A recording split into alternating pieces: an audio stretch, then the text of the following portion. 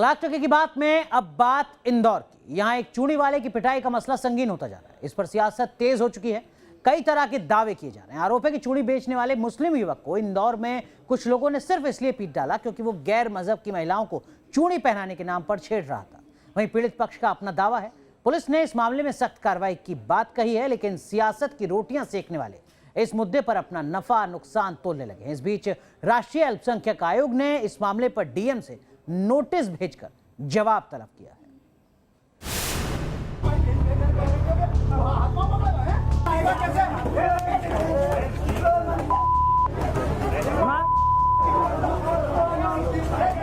कोई थप्पड़ मार रहा है, कोई लात घूंसे बरसा रहा, तो कोई बाल खींच रहा है।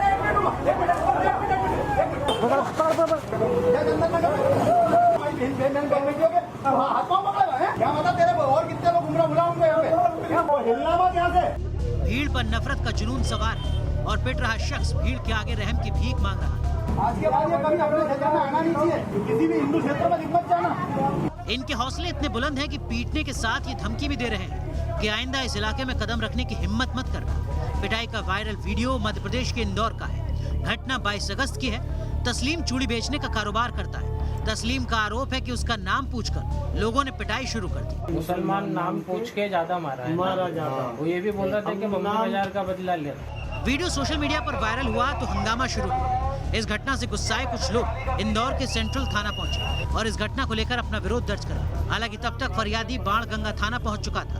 पुलिस ने फरियादी की शिकायत पर 14 धाराओं में मामला दर्ज कर कार्रवाई शुरू कर दी। बाणगंगा थाना क्षेत्र में घटना हुई जिसमें चूड़ी वाले के साथ कुछ लोगों ने मारपीट करी और इसके बाद वीडियो वायरल किया। उसमें एफआईआर दर्ज कर ली गई है। एफआईआर गंभीर धाराओं में दर्ज की गई है। 14 धाराएं इसमें आईपीसी की लगाई गई हैं। इसमें एफआईआर अज्ञात पे थी। वीडियो था पुलिस के पास में, जिसमें कि पुलिस ने वीडियो को देख करके आरोपियों की पहचान कर ली है। उसमें 3 आरोपी मुख्य रूप से हैं, राकेश पवार, राजकुमार भटनागर और विवेक व्यास। बाकी इन लोगों ने उकसाया लोगों को मारने के लिए। इन 3 आरोपियों में, मुख्य आरोपियों में से 2 आरोपियों की पुलिस ने राउंड अप कर लिया है और एक तीसरे आरोपी की लोकेशन पुलिस ने ट्रेस कर ली है। इसको पकड़ने के लिए पार्टी रवाना कर दी गई है। इसे भी बहुत जल्दी राउंड अप कर लिया जाएगा।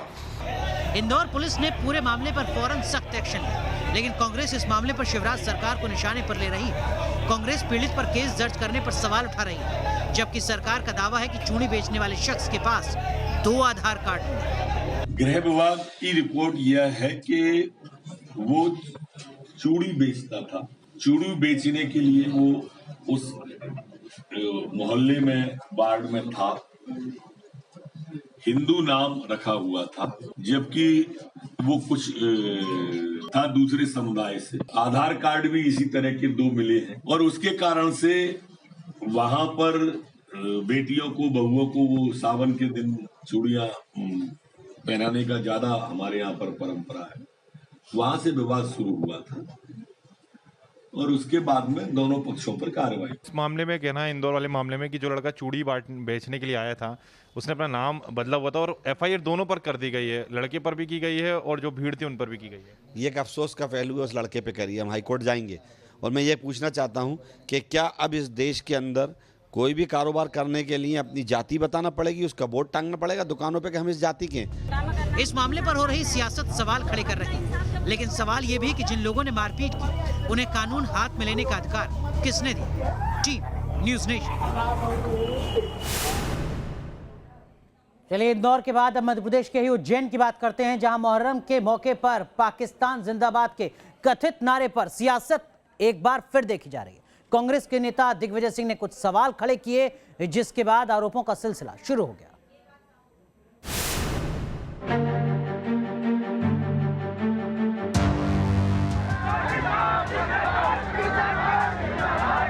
दुश्मन देश के समर्थन में कथित नारेबाजी का ये वीडियो उज्जैन का है।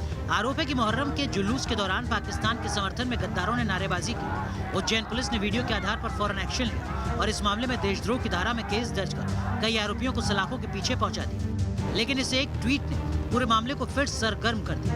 कांग्रेस के राज्यसभा सांसद दिग्विजय सिंह का दावा है कि जुलूस में काजी साहब जिंदाबाद का नारा लगाया जा रहा था। मध्य प्रदेश के पूर्व सीएम के इस दावे पर बीजेपी ने पलटवार किया। मध्य प्रदेश के चिकित्सा स्वास्थ्य मंत्री विश्वास सारंग ने दिग्विजय सिंह को पाकिस्तान परस्त करार दिया और उनके बैंक खातों की जांच की मांग तक कर डाली। दिग्विजय सिंह पाकिस्तान परस्त हैं और निश्चित रूप से मैं केंद्र सरकार से भी मांग कर रहा हूं कि दिग्विजय सिंह की पूरी एक्टिविटी पर हमें ध्यान रखना चाहिए, उनके बैंक अकाउंट हमें देखना चाहिए, क्योंकि दिग्विजय सिंह हर समय पाकिस्तान परस्ती की बात करते हैं। उनके पेट में दर्द क्यों होता है? यदि पाकिस्तान जिंदाबाद के नारे लग रहे हैं और वो उसको संरक्षण दे रहे हैं, ये शर्म आनी चाहिए दिग्विजय सिंह को। इस कथित नारेबाजी पर 22 अगस्त को उज्जैन के शहर काजी ने भी जांच कर आरोपियों पर सख्त कार्रवाई की मांग की है। शहर काजी के मुताबिक वीडियो की फॉरेंसिक जांच कर आरोपियों को सख्त सजा देनी चाहिए। कि ये जो एपिसोड चल रहा है, मैं इस बात की डिमांड करता हूँ कि इसकी फॉरेंसिक जांच होनी चाहिए ताकि दूध का दूध और पानी का पानी सामने आए और जिन लोगों ने अगर ऐसा कृत्य किया है उनको सज़ा मिले। हमें इस बात से कोई आपत्ति नहीं है, मगर इसकी जांच होना मेरी नज़र के अंदर सबसे ज़्यादा ज़रूरी है। अगर जांच होगी तभी हम उस जगह तक पहुंच पाएंगे और अगर हम उस जगह तक पहुंच पाएंगे तो उसको सज़ा दिला पाएंगे। सबसे दिलचस्प है, शहर काजी के बयान के बाद ही कांग्रेस की तरफ से पुलिस की कार्रवाई को एकतरफा बताने की कोशिश हो रही है। कांग्रेस के तमाम नेता उसी सुर में बोलते दिख रहे हैं जिसका जिक्र दिग्विजय सिंह ने अपने ट्वीट में किया है। Team news nation. अब बात दिल्ली वालों की सेहत से जुड़ी हुई। सर्दी का मौसम आते ही दिल्ली की हवा दम घोटू हो जाती है। दिल्ली को प्रदूषित हवा से निजात दिलाने के लिए केजरीवाल सरकार ने बड़ी पहल की है। आज से दिल्ली में देश का पहला स्मॉग टावर शुरू हो चुका है।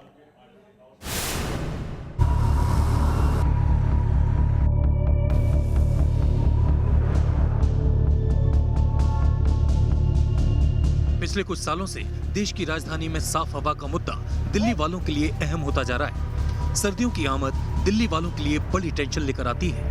ठंडी के मौसम में एयर पॉल्यूशन, स्मॉग और PM10 और 2.5 की मात्रा में इजाफे की वजह से दिल्ली वालों को एक एक सांस के लिए मशक्कत करनी पड़ती है। वायु प्रदूषण से दिल्ली वालों को राहत दिलाने के लिए केजरीवाल सरकार ने दिल्ली में देश का पहला स्मॉग टावर ऑपरेशनल किया है। आज दिल्ली में देश का सबसे पहला स्मोक टावर लगाया। आज तक देश में ऐसा टावर कभी नहीं लगाया गया। इस तरह से हवा साफ करने का प्रयास कभी नहीं किया गया। 20 करोड़ की लागत से बना ये स्मॉग टावर दिल्ली के कनॉट प्लेस इलाके में बाबा खड़क सिंह मार्ग पर बना है। ये स्मॉग टावर 1 वर्ग किलोमीटर एरिया की हवा को साफ करेगा और लोगों को प्रदूषण से बचाएगा। इस स्मॉग टावर की क्षमता हर सेकंड 1000 क्यूबिक मीटर हवा को साफ करने की है। ये स्मॉग टावर वातावरण से दूषित हवा को खींचेगा और साफ करके 10 मीटर की ऊंचाई पर छोड़ेगा। अब दिल्ली वासियों को अब जल्द ही प्रदूषण से भी राहत मिलेगी। इस वक्त दिल्ली के कनॉट प्लेस में है, जो दिल्ली का दिल भी कहा जाता है। आप यहाँ पे देख सकते हैं, जो हमारे पीछे जो ये दिख रहा है, ये स्मॉग टावर बनाया गया है। अमूमन दिल्ली में ठंड के मौसम में अक्टूबर, नवंबर, दिसंबर का जो महीना होता है, उस दौरान प्रदूषण की काफ़ी समस्याएँ सामने आती है। उसी के मद्देनज़र दिल्ली सरकार की तरफ से ये स्मॉग टावर बनाया गया। ऐसा बताया जा रहा है कि स्मॉग टावर के जरिए जो 1 किलोमीटर का जो दायरा होगा, उस दायरे में जो हवा प्रदूषित होगी उसको सोख कर जो ताज़ी हवा है वो दी जाएगी। हालांकि दिल्ली के मुख्यमंत्री ने ये भी कहा कि ये एक प्रयोग है, अगर ये सफल होता है तो ऐसे टावर दिल्ली के अन्य इलाकों में भी लगाए जाएंगे। हालांकि कनॉट प्लेस स्मॉग टावर की क्षमता और इसके देश के पहले स्मॉग टावर के दावे पर सवाल भी उठने लगे हैं। बीजेपी सांसद गौतम गंभीर का दावा है कि 3 जनवरी को ही उन्होंने देश का पहला एयर प्यूरीफायर जनता को समर्पित कर दिया था। इतना ही नहीं, कनॉट प्लेस स्मॉग टावर की क्षमता 1 वर्ग किलोमीटर के क्षेत्र में हवा को साफ करने की है, जबकि कनॉट प्लेस का क्षेत्रफल ही 7.64 वर्ग किलोमीटर है। वहीं तमाम आरोपों और सवालों के बीच दिल्ली सरकार का दावा है कि अगर ये तकनीक कामयाब होती है तो दिल्ली में और कई जगहों पर स्मॉग टावर लगाए जाएंगे। Team news nation. Nitish Kumar और तेजस्वी यादव आज एक साथ नजर आए। मौका था प्रधानमंत्री नरेंद्र मोदी से मुलाकात का। वजह थी जातीय जनगणना की अपील। और सवाल यही कि क्या बिहार के नेता जातीय जनगणना की जो मांग उठा रहे हैं वो वक्त की जरूरत है या अपनी सियासी रोटियां सेकने की कोशिश भर।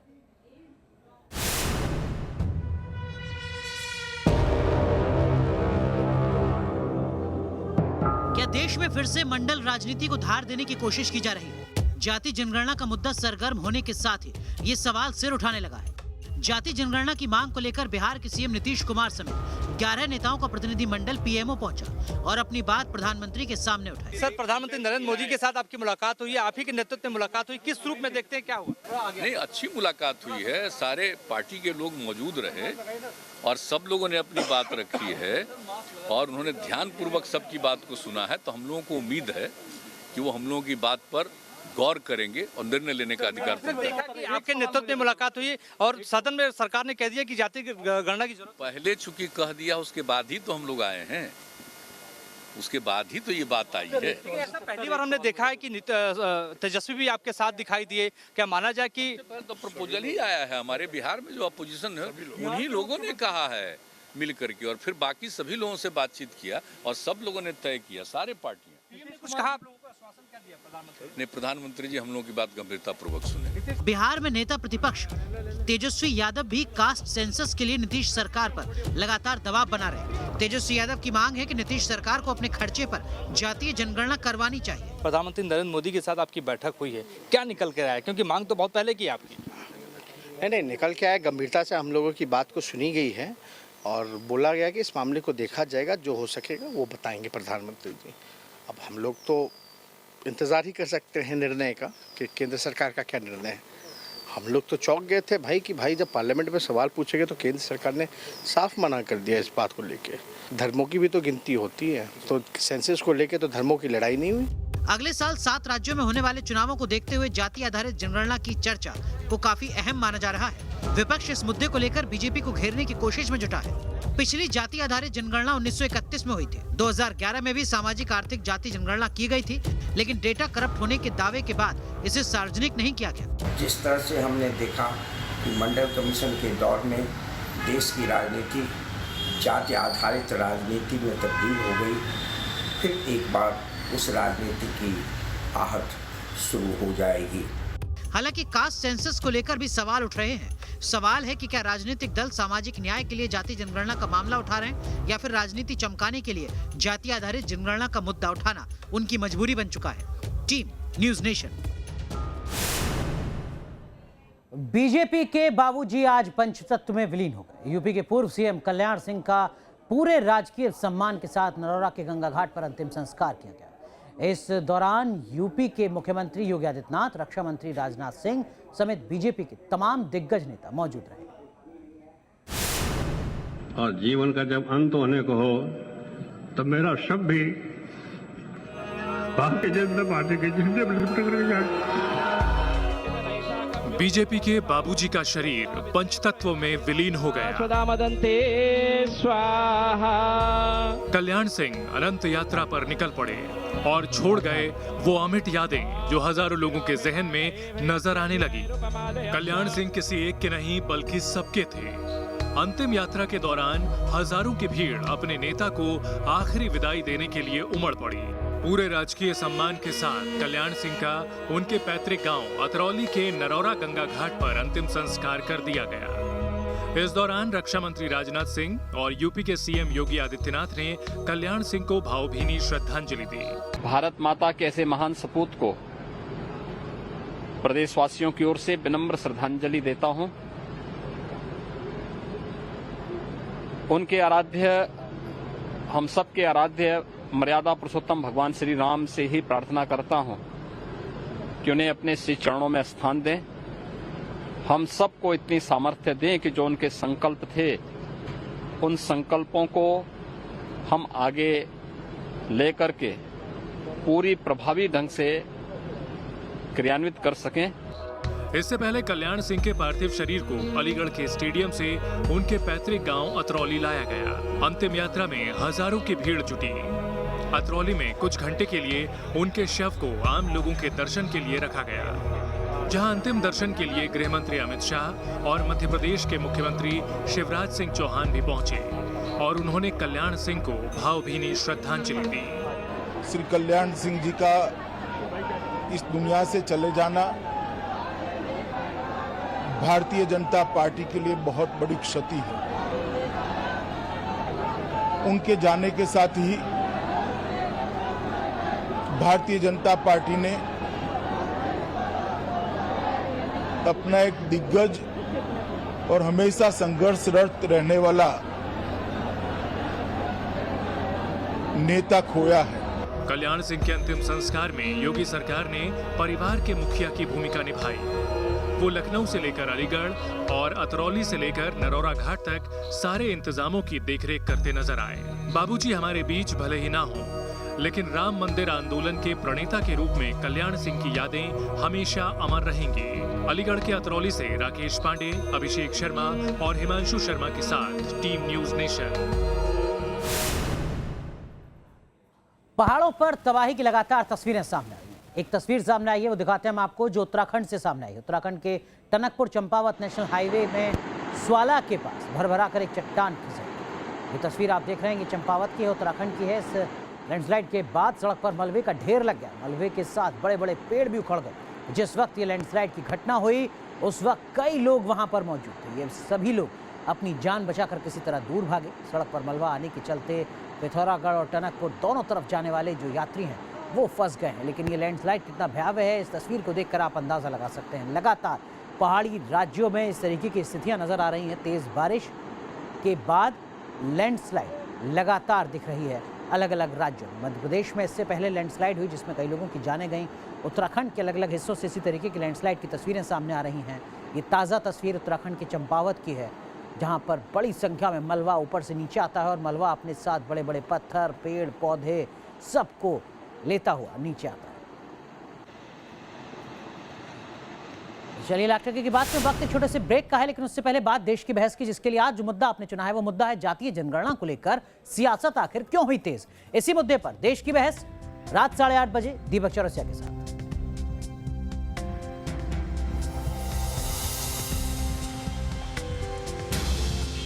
उत्तर प्रदेश के विधानसभा चुनाव में इस बार टिकट बंटवारे को लेकर भारतीय जनता पार्टी नए नियम बना रही है। विधानसभा चुनाव का टिकट चाहने वालों को पार्टी पद पहले त्यागना होगा। जाहिर सी बात है, इस नियम से संगठन पर काबिज लोगों में हड़कंप सा मच गया है। यूपी विधानसभा चुनाव के लिए टिकट चाहिए तो छोड़ना होगा पार्टी का पद। चुनाव में टिकट की दावेदारी को लेकर बीजेपी की टॉप लीडरशिप का ये फैसला पार्टी पदाधिकारियों के लिए मुश्किल की वजह बन सकता है। बताया जा रहा है कि बीजेपी नेतृत्व ने पदाधिकारियों के सामने टिकट के लिए दावेदारी से पहले उन्हें पद छोड़ने की शर्त रख दी है। ऐसे में उनके सामने राह चुनने का संकट खड़ा हो गया है। टिकट दावेदारों को ये डर सता रहा है कि कहीं पद छोड़कर टिकट की दावेदारी की और उसके बाद टिकट नहीं मिला तो वो कहीं के नहीं रहेंगे। भारतीय जनता पार्टी में एक व्यक्ति एक पद का सिद्धांत हमेशा होता रहा है। इससे पहले भी भारतीय जनता पार्टी ये मानती है कि जो चुनावी राजनीति में है, जिसको चुनाव लड़ना है, वो संगठनात्मक गतिविधियों में अपना दायित्व ठीक ढंग से नहीं निभा पाता है। और जो संगठन का काम है ये अपने आप में बहुत व्यापक और विस्तार का होता है, पूरे प्रदेश का लेवल का होता है। इसलिए इस प्रकार की अपेक्षा अलग अलग चुनावों में की जाती रही है कि जो संगठनात्मक दायित्वों में है वो इलेक्टोरल पॉलिटिक्स में नहीं जाएंगे, वो चुनावी राजनीति में नहीं जाएंगे, और जो चुनाव लड़ रहे हैं उन पर संगठनात्मक दायित्व रखना थोड़ा कठिन होता है। सियासी जानकारों के मुताबिक बीजेपी नेतृत्व का ये फैसला चुनाव के दौरान जिम्मेदारी और दावेदारी के बीच सीमा तय करने के लिए किया गया। इसका रिहर्सल पार्टी ने पंचायत चुनाव के दौरान ही कर लिया था, जिसे पूरी तरह लागू करने की योजना है। बताया जा रहा है कि यूपी में बीजेपी की जीत तय करने के लिए बीजेपी संगठन महामंत्री सुनील बंसल ने इस रणनीति को अमली जामा पहनाया था। जिस व्यक्ति को चुनाव लड़ना है, जो विधानसभा का चुनाव लड़ना चाहता है, तो अगर ऐसे व्यक्ति को विधानसभा अगर वो प्रभारी बनना चाहता है तो उसको टिकट नहीं मिलेगा, या विधानसभा संयोजक अगर वो बनना चाहता है तो दो जिम्मेदारी नहीं मिलेगी, क्योंकि विधानसभा प्रभारी का मतलब ही चुनाव लड़ाना। तो जो चुनाव लड़ाने वाला है अगर वो स्वयं फिर बाद में टिकट मांगेगा तो फिर वो थोड़ी सी स्थिति वो ठीक नहीं रहती है। वहीं विपक्ष बीजेपी के इस नियम पर तंज कसने में पीछे नहीं। देखिए, बीजेपी में टिकट चाहिए, आपको पद छोड़ना है, क्या छोड़ना हमें नहीं मालूम। इतना मालूम है कि जनता भारतीय जनता पार्टी की कुर्सी छुड़ाने 2022 में जा रही है। विपक्ष चाहे जितने दावे करे, लेकिन यूपी चुनाव को लेकर बीजेपी जिस बड़े पैमाने पर रणनीति बना रही है, अपनी मशीनरी को एक्टिव कर रही है, उसका मुकाबला करना विपक्ष के लिए मुश्किल ही नहीं, नामुमकिन सा लगता है। Team news nation. चलिए लाख टके की बात में आज के लिए बस इतना है, लेकिन तालिबानी कत्लो गारत वाली अदालत। एक ब्रेक के बाद आज के खबर कट टू कट स्पेशल में